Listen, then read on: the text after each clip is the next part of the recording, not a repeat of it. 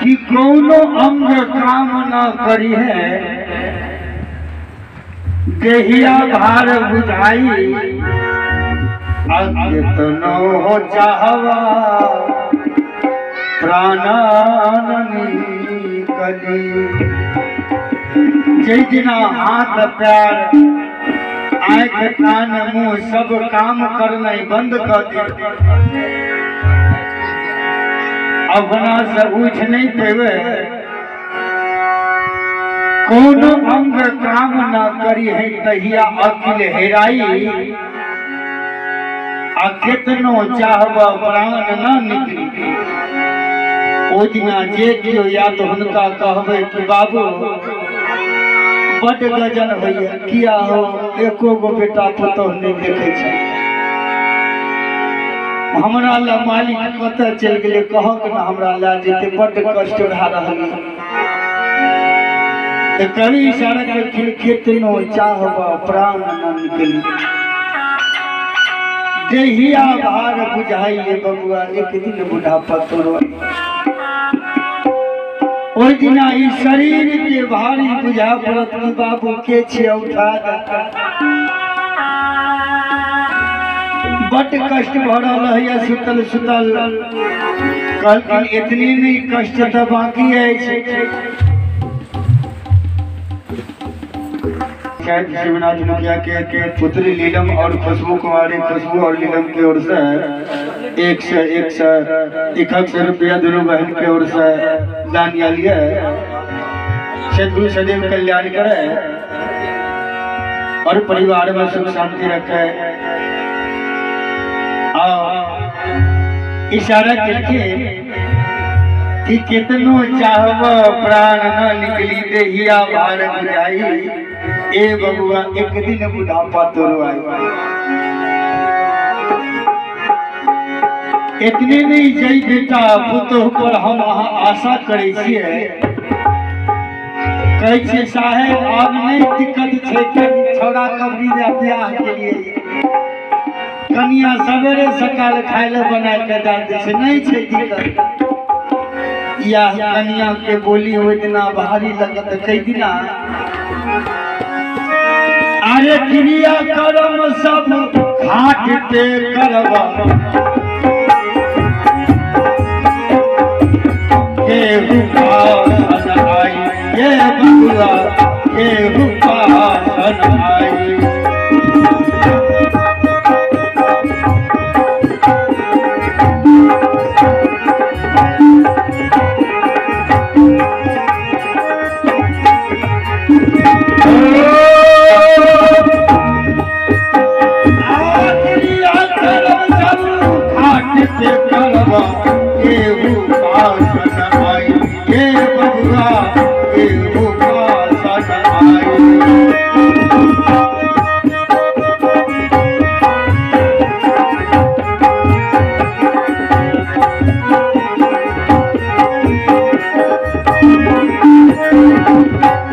जो न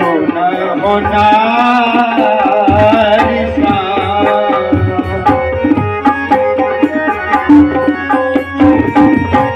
जो न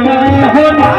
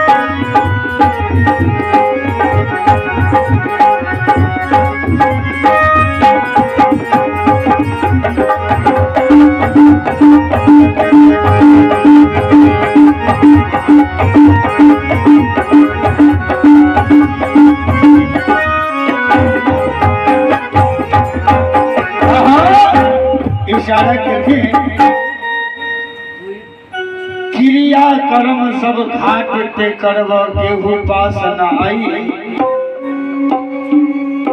जौन हो नारी संग प्रीत वाला ओहो देख घिनाइए बबुआ एक दिन बुढ़ापा तोरो जी दिना सुतले सुतले पैखाना पेशाब बिस्तरे पर भ जेतै ओहि दिना बेटा पुतोह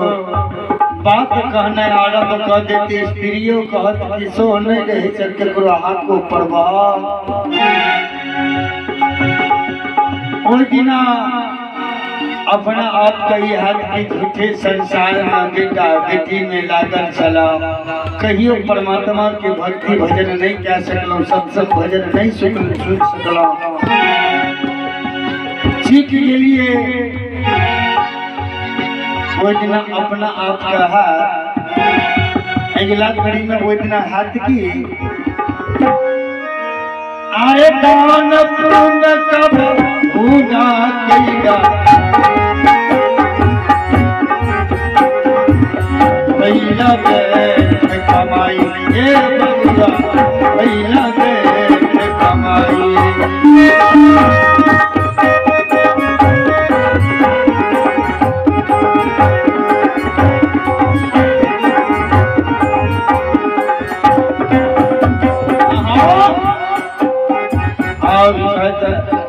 रवि कुमार जी 1 से 1 रुपया दान देती है सदगुरु सदैव कल्याण करे दान पुण्य कबहू ना कईला भैया के कमाई ये बबुआ भैया के कमाई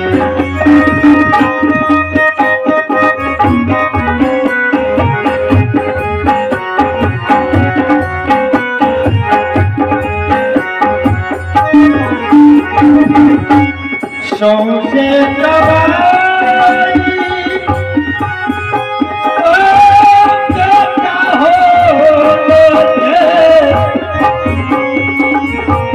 सौसे